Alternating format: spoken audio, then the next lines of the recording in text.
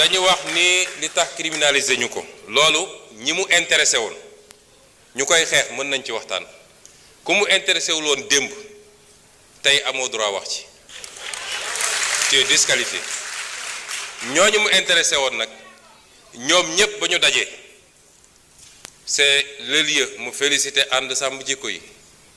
ak ñeneen ñu yëngatu ci lii ñoom ñëpp ba ñu dajee ñoo dëppoo ni mën nañu am lu ñu bëgg en restant le truc au niveau de délit mën nañu am lu ñu bëgg wala lu ko gën sax moo tax projet bi ànd sàmm jikko yi déposé dañ ko bàyyi ci délit projet bi ma def te sukkandiku ci loolu ak leen luñ ci yokk dañ ko bàyyi ci délit lañ ca bëgg nag dinañ ko am ba mu mat sëkk ñi ciy wax ci opposition ma wax leen leen ci tax a jóg bu ñu jógee dañuy dem seeti seen leurs maîtres occidentaux ne leen waxoon nañ leen ñi ñu bon lañu gis ngeen kii nañu ñi ngi réprimer les homosexuels ñun li ñu bañoon def ñoom ñu ngi koy def dañ koy politiquer foofu ci occidentaux yi ak ci lobby yi loolu la ñuy def gëmuñu sax li jëm ci loolu su dee temps bi dina ko permettre ma faram-fàccee la nekk ci loi bi article 319 toute personne qui aura commis un acte contre nature sera punie d'un emprisonnement de 5 à 10 ans donc et d'une amende de 2 millions à 10 millions de francs loolu la ñu wax sans préjudice des autres peines.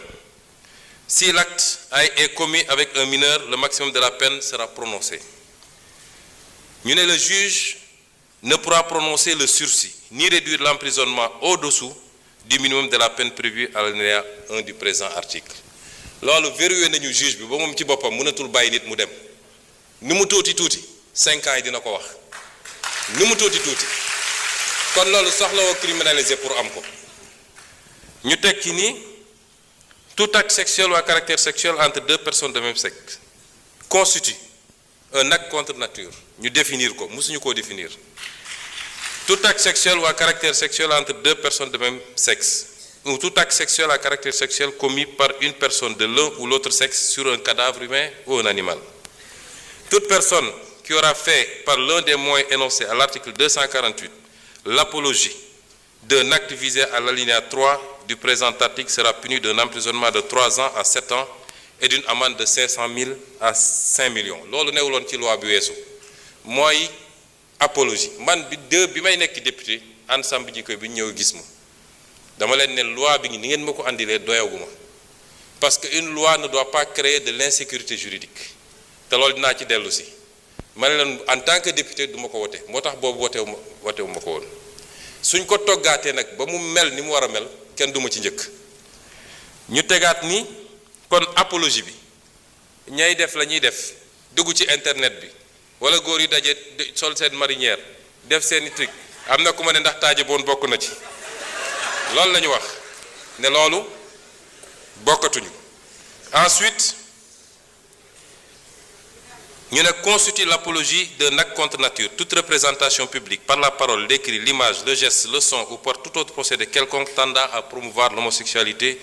la bisexualité, la transsexualité, la zoophilie, la nécrophilie ou toute autre pratique assimilée. foofu dañu am na ñu jàpp ne dañoo def dugal ci ay détails homosexualité dafa ëmb lépp bu dee bu jigéen bi la ñuy wax lesbianisme bu dee bu góor ñu ne gay wala xam lan donc su ñu nee homosexualité yóbbu na loolu yépp ñu ne toute personne qui aura financé ou appuyé le financement mosu cee bokk parce que xam nañ ni li gën a aggraver affaire bi mooy xaalis bu bëri bi ci gars yi di distribuer ci la ñuy appatee xale yu bëri ba ñooñu mujj nekk nag ay habitués li ñu wax ci feebar bi beneen affaire la et yeneen loi ñoo ko criminaliser yeneen loi ñoo ko pénaliser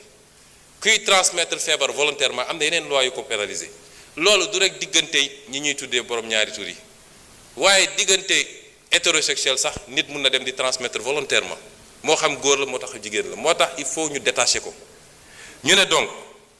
toute personne qui aura financé ou appuyé par quelque moyen que ce soit une personne, un groupe ou une activité en vue de promouvoir ou de magnifier l'homosexualité, la bisexualité,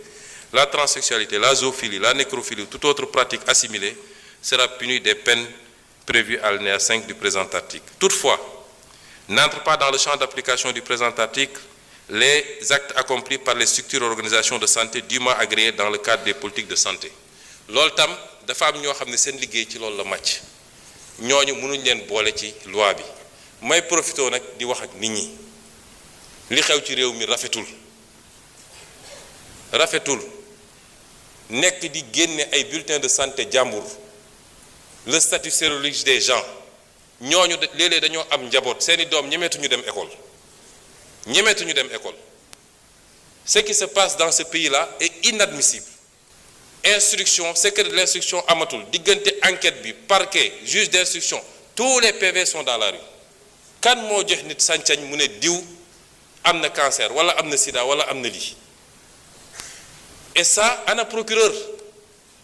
dañu war a interpeller tout de suite ñu koy def c'est des familles qu'on est en train de détruire par l'irresponsabilité de quelqu'un boo xam ne peut-être moom la mais doomam il n'a pas demandé ça léegi bu demee école ñu ne kii papam moo dafa am sida est-ce que moom amul sida au nom de quoi on le fait ak ñi nga xam ne dañoo jàpp ni ñoom la yàlla wàcce pour ñoom ñu wax ci lii ñoom dong am na ci ñu jàmbaar macha allah am na ci ñu ëppal moo tax am na ci kenn koo xam ne bi ma déggee ñu ne jox nañ ko sécurité dama ne ministre intérieur dama jëli sécurité bi parce que kenn sant ko muy génne ay liste di joxe ay turu jàmbur nañu waxante dëgg lii c'est une prérogative régalienne état ak ses structures ñoo koy gérer waaye xam naa liste beeg te suñu la nee andil preuve doo ko andil loolu tegul fenn nañu bàyyi loolu ñu teg ci ni les personnes déclarées coupables des infractions prévues par le présent article seront privées des droits énumérés à l'article 34 du présent code pour une période de 10 ans à compter du jour où les peines principales sont devenues définitives. On parle ici de perte de droits civiques. Toute personne, moi je me donne wax léegi, qui aura dénoncé par l'un des moyens énoncés à l'article 248 l'un des actes prévus au présent article sans en apporter la preuve sera puni d'un emprisonnement de 2 à 5 ans et d'une amende de 500 000 à 2 millions. Parce que nous permettre aussi du rek dénoncer sans preuve mais jóg nit romb la nga ne gis naa loxo bi daf koo damm nga dem naan damay dem këram boo ko defee yoon dal sa kaw ñu ngi leen di gërëm di leen sant.